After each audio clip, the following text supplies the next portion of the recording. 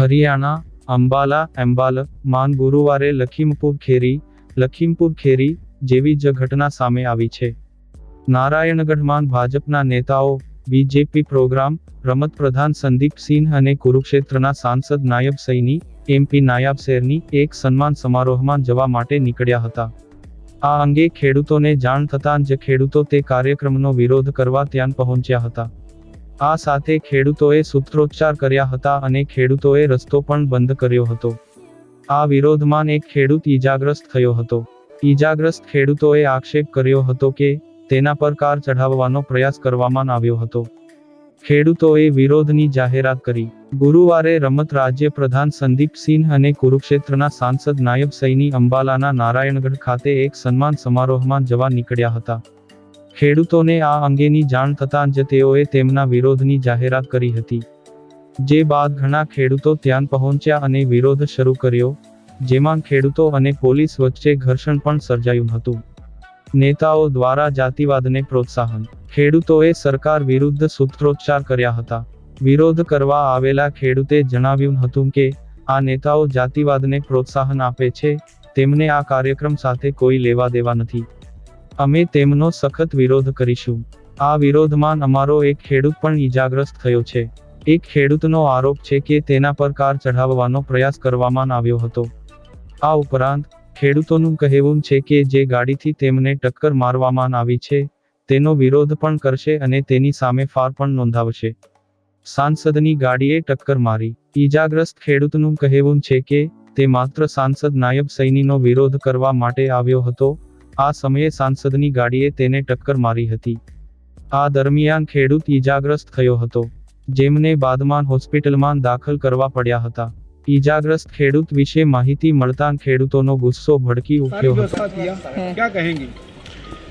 नहीं, मेरी वजह से की बात नहीं है। बात यह है कि इस देश में लोगों को न्याय का अधिकार है और अभी तक न्याय नहीं मिला है, क्योंकि अभी तक जो मंत्री हमारे जो गृह राज्य मंत्री हैं, उनके बेटे को सारे वीडियोस में सबने पहचाना है और जो वहाँ पे मौजूद थे चश्मजीत गवाह, वो सारे कह रहे हैं कि उनके बेटे इन्वॉल्व थे इस मामले में। तो मैं जानना चाहती हूँ कि न्याय कैसे मिलेगा अगर वो मंत्री रहेंगे? उनके अंडर आता है ना ये सब। किसानों से तो जब तक वो रहेंगे, जब तक वो बर्खास्त नहीं होंगे, तो कौन एक निष्पक्ष जांच करेगा? बताइए। हम बराबर सवाल उठा रही हैं कि हमको गिरफ्तार किए, हमारा कसूर क्या था? हम तो गए थे सांत्वना देने जी, लेकिन जो लोग दोषी थे अभी वो लोग किसी को नहीं पकड़ा गया। तो आप बताइए, क्या ये है हमारी देश की परंपरा? क्या इसको कहते हैं न्याय? हम सब परिवारों के साथ मिले कल, तीनों परिवारों ने एक ही चीज कही, हमें मुआवजा से कोई मतलब नहीं है, हमें न्याय चाहिए, मंत्री को बर्खास्त करना चाहिए और जिसने ये किया है, जो भी अपराधी है, उसको गिरफ्तार करना चाहिए। तो आपने पूरी पुलिस फोर्स अपनी निकाल दी हमें रोकने के लिए, नाकाबंदी हुई, और सिर्फ हमें रोकने के लिए नहीं, लेकिन परिवारों के इर्द गिर्द, उनके गांव के इर्द गिर्द कि कोई आए नहीं जाए नहीं उसके अंदर। लेकिन आपने अपराधी के लिए कोई पुलिस फोर्स नहीं निकाली। जिस दिन ये हुआ, पुलिस फोर्स कहाँ थी? क्या कर रही थी? क्या पुलिस सिर्फ नेताओं को रोकने के लिए है कि अपराधियों को रोकने के लिए? और मुझे बगैर FIR गिरफ्तार किया, कोई कागज नहीं दिखाया, कल तक भी कोई कागज नहीं दिखाया, कोई मैजिस्ट्रेट के सामने पेश नहीं किया, जितने भी नियम है सारों का उल्लंघन किया मुझे गिरफ्तार करने के लिए, और इनके लिए बस FIR काफी। और इन्होंने अपनी गाड़ी के नीचे 6 लोगों को कुचला है। ये एक लोकतंत्र है, यहाँ न्याय आपका अधिकार है, और इसके लिए मैं लड़ूंगी जब तक ये मंत्री बर्खास्त नहीं होगा, जब तक ये लड़का गिरफ्तार नहीं होगा, तब तक मैं बिल्कुल अडिग रहूंगी। तो क्योंकि मैंने उन परिवारों से वचन दिया है। तब तक आप यूपी में रहकर ही संघर्ष करेंगे? बिल्कुल। किसानों से कल आपने मुलाकात की, उनका क्या कहना था? अभी मैंने कहा आपको, कि क्या कहना था उनको। मैम चाहे किसी भी घर में, चाहे उनकी बहन है, जो 2 लड़कों से एक लड़का था, उसकी बहन थी, चाहे उसकी माँ थी, उसके पिता थे, एक थोड़े से बुजुर्ग थे, उनकी बीवी, उनके बच्चे, कश्यप जी के पिताजी, सबने यही कहा। सबने कहा हमें सिर्फ न्याय चाहिए।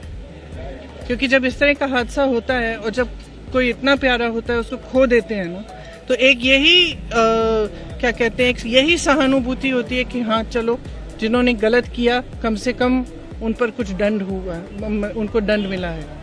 लेकिन उनको नहीं लग रहा है, आशा ही नहीं है। पोस्टमार्टम की रिपोर्ट कल जो दी इन्होंने कश्यप जी को, उसमें कुछ पढ़ा ही नहीं जा रहा था। वो फोटोकॉपी की फोटोकॉपी दी है। अब आप बताइए, आप परिवार हैं, पोस्टमार्टम में कुछ पढ़ा ही नहीं जा रहा है। किस तरह की रिपोर्ट है? वो कह रहे थे कि वीडियो दिखा रहे हैं मुझे, ये मेरा भाई है, ये मेरा भाई है, ये गाड़ी के नीचे देखिए, ये मेरा भाई है, ये गिर रहा है। और मुझे सुबह आईजी बोल रही हैं लखनऊ की कि आपको सच में जाना है वहाँ पे, क्योंकि उन्होंने मुझे कहा कि क्योंकि इनको तो मार के, मतलब पीट के इनको मारा है, तो आप सोच लीजिए आपको वहाँ जाना है कि नहीं। और मैं कहना चाहूँगी कि मैंने उनसे पूछा कि मुझे जो 2 बीजेपी के कार्यकर्ता शायद वो भी मरे हैं, मैंने पूछा कि उनके परिवारों से चेक कर लीजिए, अगर मुझे मिलना चाहें तो मैं आना चाहती हूँ। तो उन्होंने मुझे सीधा कहा कि नहीं मिलना चाहते हैं आपसे। तो मैंने कहा ठीक है, उनको हम मेरी तरफ से भी संवेदना प्रकट कर दी। जाना चाहती थी बीजेपी? मैंने बोला, आईजी साहब को बोला, और मैंने कहा ठीक है, फिर अगर नहीं मिलना चाहते कोई बात नहीं, उनको भी मेरी तरफ से संवेदना प्रकट कर दी। जांच तमाम बैठाई गई है या सीबीआई ने कई मामलों की, मैम कुछ निकल के आता नहीं, क्या कहेंगे फिर इस जांच का क्या मतलब है? जो तमाम, देखिए अभी हाईकोर्ट की रिटायर्ड जज की अध्यक्षता अभी ये भी एक उसी में लंबे मेरे नजरिए में और परिवारों के नजरिए में भी रिटायर्ड जज नहीं, एक सिटिंग जज सुप्रीम कोर्ट या हाई कोर्ट के इनके अंडर जांच होनी चाहिए। सबसे पहली बात ये। दूसरा, मैं जांच पे टिप्पणी नहीं करना चाहती क्योंकि जांच शुरू ही नहीं हुई है, लेकिन मैं इतना कह सकती हूँ कि अगर जांच निष्पक्ष होनी है तो उस मंत्री को इस्तीफा देना पड़ेगा, क्योंकि जब वो गृह मंत्री हैं तो उन्हीं के तो अंडर आता है ये सब। ये न्याय तो अगर वो, जैसे वो कह रहे हैं कि उनका बेटा निर्दोष है, वो वहाँ था ही नहीं, ठीक है, तो एक नैतिक आधार पे अपना इस्तीफा दीजिए, जांच को होने दीजिए। जांच की जब रिजल्ट आएगा, अगर आपके बेटे अपराधी नहीं है और आपके बेटे ने नहीं किया तो फिर से मंत्री बन जाइए। ये एक सिंपल सरकार का नैतिक वो होता है। कहीं पे मुझे याद है जब मेरे पिताजी प्रधानमंत्री थे तो एक रेलवे का एक्सीडेंट हुआ था, रेलवे मिनिस्टर ने एकदम रेजिग्नेशन दिया, क्योंकि एक नैतिक जिम्मेदारी भी तो होती है जनता के प्रति। तो आपको लगता है